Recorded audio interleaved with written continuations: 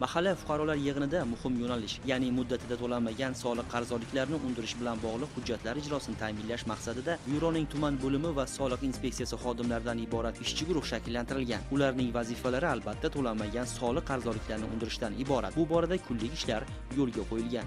Majburiy ijro byurosi hamkorligida o'zimizga biriktirilgan katta MFEda o'tgan yilning mavsumlariga nisbatan birinchi chorakda 1 milliarddan yuqori yuridik va hamda jismoniy shaxslar soliq qarzdorligi bo'yicha mazmunli ish tashkil etildi.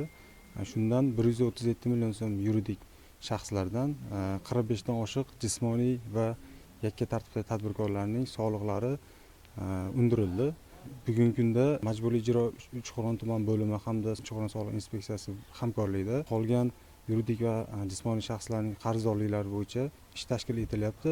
Birgalikda soliq qarzdorligi undirilyapti. Hozirgi kunda o'rganishlarimiz davomida yakka tartibda tadbirkorliklarning ijtimoiy soliqlari hamda ko'proq mahallalarda noturar binolarning soliq qarzdorlari ko'pincha qolyapti. Shularni biz tartibli Majburiy ijro byurosiga qaror bilan chiqaryapmiz va birgalikda kelib shu mahallalarda undirish choralari ko'rilyapti. 2024-yilda ham soliq to'lovchilarni qarorlari bilan sud tartibida aynan shu Kattachek mahallasida 250 milliondan ortiq qarzdorlik undirilgan. 2025-yil birinchi choragiga nisbatan 30% dan yuqoriroq ro'st bo'lgan.